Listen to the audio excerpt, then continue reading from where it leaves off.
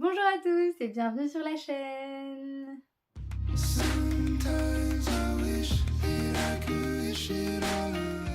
On se retrouve dans cette nouvelle vidéo aujourd'hui pour que je vous parle de mes dernières lectures, surtout coup de cœur, parce que j'ai lu pas mal de romans ces derniers temps et que j'ai fait des très bonnes lectures, donc je vais vous en parler maintenant. On commence tout de suite avec Le Chant des Voiles de Tiffs, qui est un livre auto-édité donc par Tiffs, qui a tout fait elle-même, donc vraiment déjà c'est un livre magnifique. Vous voyez le jaspage, la couverture, le livre est vraiment d'une beauté mais indescriptible, même l'intérieur, il y a une couverture voilà, qui s'ouvre, je ne sais pas du tout si vous voyez bien, mais voilà, pour vous montrer un peu la beauté du livre. Je suivais son travail depuis pas mal de temps, parce qu'elle fait aussi beaucoup de couvertures en fait pour les romans d'autres personnes, et quand elle a sorti ce livre, je me suis dit qu'il fallait que je participe donc à la campagne, parce qu'elle avait fait une campagne, voilà, je suis très contente de l'avoir acheté, et maintenant je suis très contente de l'avoir lu parce que c'était vraiment une pépite. Dans cette histoire, on va suivre Lucas, Lucas qui a toujours rêvé de l'océan, qui a toujours rêvé de naviguer sur celui-ci. Elle veut être libre, elle veut vivre loin de la misère dans laquelle elle a grandi. Peu importe qu'elle soit une femme, sa détermination est sans limite et elle compte bien prendre la mer. C'est alors que le capitaine de l'Endeavour va l'intégrer à son équipage en dépit des convenances. Lucas, elle semble alors toucher son rêve du doigt, mais passé l'euphorie du départ, la vie à bord se révèle impitoyable. Sous les ordres de l'intransigeant et mystérieux maître coq Axel, Lucas cherche à trouver sa place malgré le sexisme et la superstition légendaire des marins, alors que les véritables raisons de sa présence sur le navire lui échappent encore. Bien déterminée à percer le secret de leur expédition, la jeune mousse découvre rapidement qu'en mer, rien n'est ce qu'il paraît être. C'est un livre qui se passe au XVIIIe siècle, mais c'est en même temps une uchronie, donc certains éléments ne correspondent pas à notre monde. On est quand même dans un monde imaginaire, mais au niveau époque, on est donc au XVIIIe siècle. On est voilà sur une histoire maritime, j'ai envie de dire, avec Lucas qui va embarquer sur ce navire. Et le résumé laisse planer, on va dire, beaucoup de suspense puisqu'on ne sait pas trop à quoi s'attendre. Et voilà, je ne savais pas à quoi m'attendre avec ce livre et j'ai tout simplement adoré. On suit Lucas dans cette grande aventure. Elle va découvrir l'équipage, elle va découvrir la mer, elle va découvrir la vie sur un navire. Et c'était vraiment très intéressant. On a déjà des descriptions toujours très immersives et riches de l'univers maritime. J'avais vraiment l'impression d'y être, c'était incroyable. La plume de l'autrice est tout simplement sublime, que ce soit pour les descriptions comme je le dis, ou pour juste Lucas en elle-même, les pensées, sa personnalité, tout était tout simplement incroyable. J'ai adoré cette plume fluide, en même temps magnifique. C'était génial, la façon dont les émotions se retranscrites, tout était mais inoubliable. C'est aussi un récit extrêmement addictif et prenant. On est emporté dans le quotidien de Lucas qui va vite être rempli de beaucoup d'actions et de péripéties puisqu'elle va traverser pas mal de choses et d'obstacles, et en même temps il y a des thèmes très forts qui sont abordés puisqu'on a le côté féministe, puisque Lucas veut, on va dire, se battre pour que les femmes soient reconnues dans ce milieu parce qu'elles ne le sont pas du tout. Et on est aussi dans un monde où les femmes ne sont pas reconnues du tout en fait, et elles ont du mal à se faire une place, puisque voilà, on est quand même au XVIIIe siècle.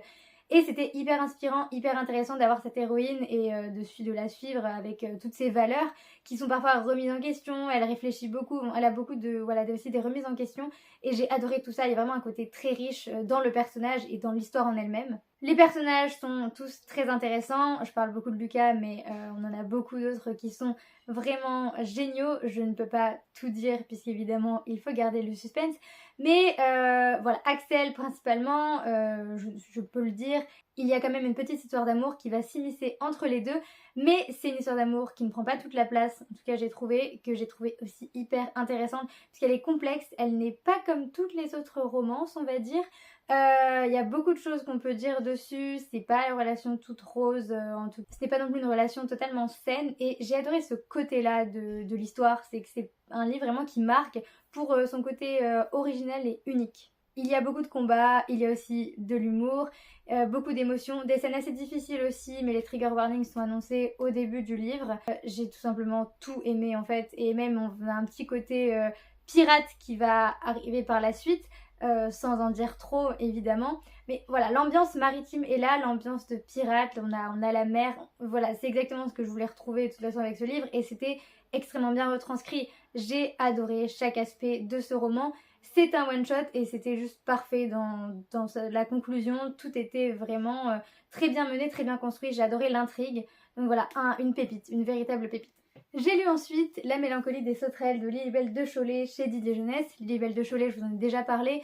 C'est une autrice que j'adore mais vraiment à un point qui ne s'explique pas. Et elle a encore fait fort avec ce nouveau roman qui est donc son dernier. Le dernier sorti et que j'avais très hâte de lire, je savais que j'allais le dévorer, je savais que je n'allais pas en ressortir indemne et c'est exactement ce qui s'est passé. Je l'ai lu d'une traite, je peux vous le dire, et c'était un livre mais exceptionnel, vraiment inoubliable. Ici on suit Arthur, donc Arthur a 14 ans, il vit dans un coin reculé d'un village encore plus reculé et il désespère d'ennui. Alors quand les Claroux s'installent dans la maison voisine pour les vacances avec leurs 4 enfants et leur joyeux chaos, enfin il se passe quelque chose. Donc il est prêt à tout pour être accepté, pour s'intégrer. Puis un été, sa vie bascule. Arthur a maintenant 20 ans. Rongé par la culpabilité, il retourne dans sa maison d'enfance, vide depuis longtemps. Là-bas, le passé le rattrape. 6 ans qu'il s'en veut, 6 ans qu'il vit dans le secret, 6 ans qu'il regrette la décision qu'il a prise. Car ce jour-là, son monde s'est effondré. Je dis tout de suite, la thématique principale du livre, c'est le deuil. Il faut quand même le savoir. Mais c'est un livre qui traite de ce sujet avec vraiment sincérité, sensibilité. C'est un livre très touchant, vraiment magnifique dans la plume de l'autrice qui est douce, poétique, en même temps puissante et la thématique qui fait mal, mais le livre ne fait pas que mal, il est aussi là pour guérir, pour donner cette lueur d'espoir. C'est un livre qui emporte, on ne peut pas s'arrêter. Il y a quelque chose dans la plume de Lilibelle de Cholet, il y a quelque chose dans ses mots, cette poésie, cette sensibilité, comme je l'ai dit. C'est vraiment beau en fait, il n'y a pas d'autres mots. C'est aussi un livre qui se ressent, qui se vit, pas qui se lit en fait, et pas qui s'explique. Parce que c'est toujours comme ça, avec cette autrice, elle fait passer tellement de choses par ses mots, par ses phrases, et là par cette histoire, mais c'était extraordinaire. On va donc suivre Arthur qui revient dans sa maison d'enfance et qui va écrire en fait ce qu'il s'est passé, ce qu'il a vécu lorsqu'il avait 14 ans. Et donc on va découvrir le passé, en même temps avoir des moments dans le présent. Tout va se lier, se mêler et c'est juste ingénieux au niveau de la construction. C'est magnifique, c'est touchant, c'est un livre bouleversant, poignant et puissant. C'est aussi la jeunesse, l'insouciance, c'est les moments de bonheur parce qu'on a Arthur avec ses nouveaux amis, donc les enfants là, de la famille des Claroux. Ils vont s'amuser dans ce champ qui est près de là où ils habitent. Et il y a vraiment cette ambiance qui transparaît, cet été plein de liberté, le bonheur, l'amitié. C'est aussi très intéressant d'avoir la différence, l'opposition entre les deux familles. Lui voit beaucoup le positif de la famille des Claroux, et il y en a, mais il y a aussi parfois quelques moments plus négatifs. Et alors que lui, bien sûr, c'est plus compliqué dans la sienne, parce que ses parents ne sont pas forcément à l'écoute, ils sont assez durs. Et c'est ça qui était aussi intéressant, on entre dans la psychologie de Arthur et même si on n'approuve pas forcément tout ce qu'il pense parce que voilà il veut être accepté par ses nouvelles amies, donc parfois il fait en sorte de pas totalement être lui-même. Bon, ça va changer au fur et à mesure, mais il y a le côté vraiment très intéressant et j'ai adoré ce point-là puisque on n'est pas sur un personnage simple, il y a encore cette complexité. C'est un récit très riche pour tout ce qu'il a en lui en fait, que ce soit par les thèmes, l'histoire ou les personnages. Et c'est ça que j'ai adoré. Franchement, c'était un chef-d'œuvre. On continue avec les romans poignants, puisque là, c'est de Rita, dont je vais vous parler, de Marie Pavlenko, chez Flammarion. Et ce livre me tentait depuis longtemps, je ne savais pas du tout à quoi m'attendre, encore une fois, comme avec beaucoup de livres.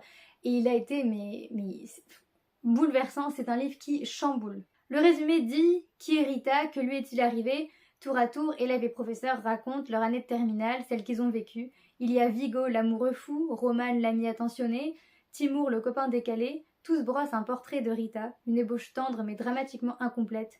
Car si leur histoire disent l'amour, le désir, l'amitié, chacun avoue aussi être passé à côté du drame. Personne n'a rien vu venir.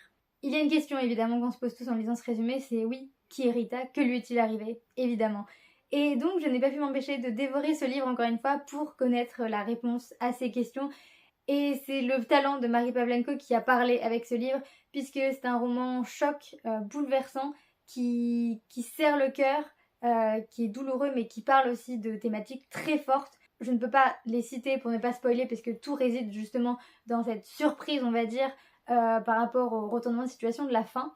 Mais voilà, on est sur un roman qui ne s'oublie pas, très original aussi dans sa construction, puisqu'on a en fait ces différents personnages qui vont parler de Rita et s'exprimer comme en fait dans un interrogatoire de police, et c'est justement ce qu'ils sont en train de vivre. Et donc la plume de Marie Pavlenko est assez intéressante de ce côté-là, assez originale. On discerne bien qui parle, on discerne les différentes voix. En fait, un chapitre, c'est la voix d'un personnage, et c'est aussi le talent, puisque elle a réussi à écrire différemment pour chacun, et ça j'ai juste adoré en fait. Chaque personnage a sa vie, ses problèmes, ils sont très humains, très réalistes, très touchants, et ça fait aussi la beauté de ce livre. Ce ne sont pas que des personnages, on ressent vraiment ce qu'ils ressentent, on vit avec eux, ce qu'ils traversent. C'est un roman saisissant jusqu'à la dernière page, un coup de poing, une claque, une explosion d'émotions, tout ce que vous voulez. Un roman très très puissant, très fort, qui a vraiment été une excellente lecture. C'est tantôt poétique, tantôt plutôt familier, puisque voilà, les langages des différents personnages eh bien, sont différents. Mais c'est ça, c'est cette diversité, on va dire, qui était aussi très intéressante. Et le personnage de Rita est un personnage très touchant aussi.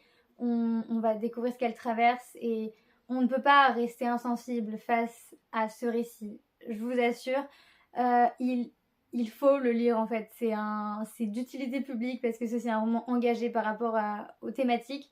Donc vraiment, lisez Rita et découvrez le talent de Marie Pavlenko si ce n'est pas encore fait.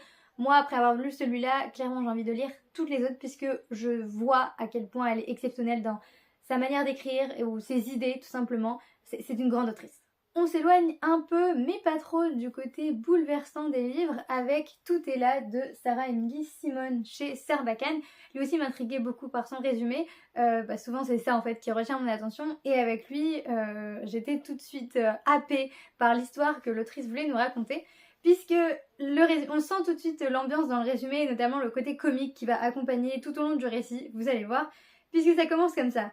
Le jeudi, je passe mon permis. Le vendredi, j'ai les résultats du bac et ma mère italienne tombe dans les pommes pour un demi-point en rattrapage. Le samedi, je pars en Bretagne avec mes meilleurs amis dans une voiture volée, enfin empruntée, pour aller chercher Zaza, ma grand-mère qui a soudain disparu. Le dimanche, je me réveille la tête dans le sable, je me suis embrouillée avec tout le monde et j'ai 45 appels en absence de ma mère. Oula, et là, qu'est-ce que t'as encore fait comme dinguerie? On sent le côté pétillant du récit, l'humour, le côté comique, et c'est ça qui m'avait tout de suite donné envie. Et je n'ai pas été déçue. Je le dis tout de suite, par contre je pensais en fait du coup que le récit commençait vraiment avec le dimanche où elle se réveille et justement on remonte un peu en arrière où elle se souvient au fur et à mesure de ce qui s'est passé.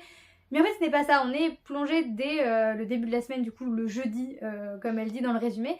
Et en fait on la suit jusqu'à ce qu'après elle s'endorme. Donc je trouve que le résumé ne correspond pas totalement à ce qu'on a dans le livre en fait. Mais ça n'a pas du tout gâché ma lecture, je vous assure, mais je vous le dis quand même parce que moi j'ai quand même été surprise par en fait la manière dont c'était amené du coup. Donc voilà, on va suivre tout simplement Ella qui a beaucoup de choses dans sa vie, qui traverse beaucoup de choses dans sa vie en ce moment. Avec le permis puis le bac, du coup elle doit passer au rattrapage. Mais le gros problème dans cette histoire, c'est surtout que sa grand-mère a disparu, en tout cas elle essaye de la contacter. Cette grand-mère avec qui elle a toujours été en contact depuis très longtemps, depuis l'enfance, elle s'appelle tous les jours, etc. Et là elle ne répond pas et donc elle va partir à sa recherche avec deux de ses amis pour un espèce de road trip assez drôle puisque voilà cette équipe un peu de bras cassés entre guillemets puisqu'ils ne savent pas vraiment où aller. Bon ils ont un lieu mais ils ne savent pas forcément où la trouver. Ils doivent revenir chez eux quand même le soir même parce qu'après il y a rattrapage du bac, son amie elle doit passer aussi un oral, bref donc on sent le côté assez fouillis de la situation, mais c'est ça qui est drôle puisque ce qui se ressort vraiment de ce livre c'est le côté humoristique, j'ai envie de dire. Il y a ce côté déjanté, cet humour, le pétillant de l'autrice mais surtout de l'héroïne en fait. Elle est incroyable, elle est extraordinaire et les petites blagues, les plaisanteries, les jeux de mots, tout ce qu'on a dans cette plume, j'ai tout simplement adoré. Ça fait sourire à de nombreuses reprises, c'était original et ça marque évidemment encore une fois. Et donc j'étais très surprise par cette écriture et par cette héroïne, mais en même temps j'ai adoré ça. C'est une héroïne aussi donc très touchante et attachante. Et ce qui est intéressant, c'est que même ce livre est vendu comme une comédie, parce que ça l'est quand même pour toutes ces raisons, eh bien ce n'est pas que ça. Il y a des thèmes aussi abordés assez touchants, assez profonds, notamment avec cette héroïne qui, pour dire ça rapidement, elle a du mal à dormir, elle est insomniaque et il y a une raison par rapport à tout ça. Il y a aussi la question de son attachement à sa grand-mère. Elle va se remettre en question sur beaucoup de choses et c'était tout simplement beau en fait, j'ai adoré ça. En plus, comme on parle du pacte de l'avenir, en fait c'est aussi un livre sur le fait d'avancer, le futur, l'âge adulte, et c'est aussi traité avec beaucoup de sensibilité à travers cette héroïne et puis ses amis. J'ai beaucoup aimé ce petit trio qu'on suit dans leur péripéties. Voilà, c'est drôle, c'est frais, c'est agréable et original, et en même temps il y a un côté plus sérieux et plus grave que j'ai beaucoup aimé. Le dernier livre dont je vais vous parler, c'est Les Victorieuses de Laetitia Colombani. J'avais déjà lu La Tresse, donc c'est l'autrice de ce livre-là. J'avais beaucoup aimé, je pense que vous connaissez sûrement puisque c'est un livre, peut-être son livre le plus connu. Mais du coup j'avais celui-là dans ma palle et je me suis dit pourquoi pas le tester du coup. Et c'était une très bonne lecture, un livre encore une fois poignant, puissant et bouleversant qui marque. Comme tous les autres livres j'ai envie de dire, mais lui il est aussi un livre engagé, ce qui a l'air d'être souvent le cas des livres de Laetitia Colombani, ce qui n'est pas pour me déplaire. Ici on va suivre Solène, qui est donc une brillante avocate qui tente de se reconstruire après un burn-out. Elle accepte alors une mission des bénévoles d'écrivains publics qui l'emmène au Palais de la Femme, un foyer au cœur de Paris. Les résidentes s'appellent Binta, Soumeya, Gvetana, Salma ou La Renée et elles viennent du monde entier. Lorsqu'elle voit arriver Solène, elle se montre méfiante, mais Solène est bien décidée à trouver sa place auprès de ces femmes au destin tourmenté. Un siècle plus tôt, Blanche Perron œuvre en faveur des démunis. Elle a voué sa vie à l'armée du salut et elle rêve d'offrir un refuge à toutes les exclus de la société. Le chemin est ardu, mais elle ne renonce jamais. Laetitia Colombani donne vie à ces victorieuses anonymes, à Blanche l'oubliée et à toutes celles qui refusent de se résigner. Donc oui, un livre engagé, un livre qui parle de ces femmes qui vivent dans un foyer, de ces femmes qui ont traversé des horreurs, un livre qui sensibilise vraiment à cette cause, qui est fort et tellement puissant. En plus, on suit en fait tout ça du point de vue de Solène, qui est une avocate qui a toujours, on va dire, vécu... pas forcément dans le luxe, mais elle n'a jamais vécu dans le besoin, et elle va se heurter à cette réalité, et ça qui est plutôt un choc, et en même temps qui nous choque nous quand on lit ce livre et qui sensibilise, puisqu'on se met à la place de Solène et on pense comme elle, on réagit comme elle, on se dit waouh, c'est vrai que c'est très intéressant de découvrir ces différentes femmes et d'être mis, on va dire, face aux faits, donc face à la pauvreté et aux difficultés que peuvent rencontrer certaines personnes. Ce qui a été très enrichissant aussi, c'est d'avoir le point de vue donc de Blanche, donc un siècle plus tôt. Blanche, qui donc je suppose est une personne qui a réellement existé, qui a justement créé le Palais de la Femme à Paris, donc ce foyer pour les femmes. Et c'était très enrichissant, puisque on a ces deux histoires qui se croisent, dont l'une qui est réelle, et qui marque, puisqu'on suit en fait la création du Palais de la Femme, on suit surtout le parcours de Blanche. C'est un livre très inspirant pour ces deux héroïnes, notamment pour Blanche, mais qui est aussi très intéressante du coup dans sa construction, avec ces deux points de vue qui se mêlent.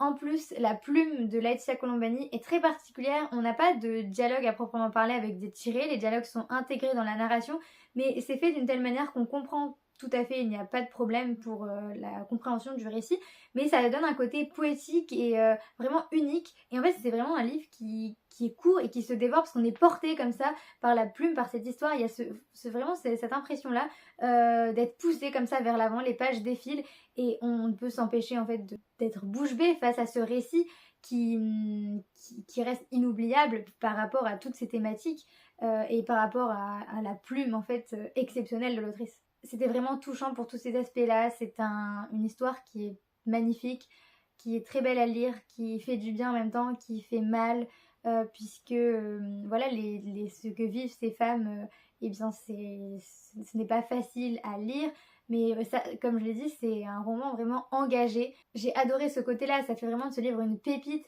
puisque ce n'est pas juste une histoire, c'est un message, c'est une ode à la sororité aussi. Comme le dit si bien le résumé, toutes ces héroïnes que l'on rencontre sont inspirantes, elles sont exceptionnelles et Laetitia Colombani a vraiment écrit un récit inoubliable et unique. Mais bien sûr, même si il y a ce côté grave et dur, il y a toujours l'espoir, il y a toujours la lumière, il y a toujours un côté plus léger, peut-être un peu parfois des touches d'humour avec notre héroïne Solène. Et ça que j'ai aimé, c'est toujours ce mélange, on va dire, d'ambiance qui fait en sorte que le résultat soit tout simplement unique et singulier. Et on ressort de ce livre avec plein de bons sentiments, mais surtout avec un regard différent sur certaines choses. Voilà, c'est tout pour cette vidéo, pour ces avis lecture. J'avais très envie de vous en parler, donc je suis contente de l'avoir fait. J'espère que j'ai pu vous donner envie de lire ces livres. Si vous les avez lus, n'hésitez pas à me le dire en commentaire. N'hésitez pas non plus à me partager vos dernières lectures, pourquoi pas. En tout cas, je vous encourage vraiment à lire ces romans qui sont géniaux, qui sont incroyables et que j'ai adoré, qui sont tous différents en plus, donc c'est ça qui est toujours très sympa. Et je vous dis à la prochaine dans une prochaine vidéo. Salut!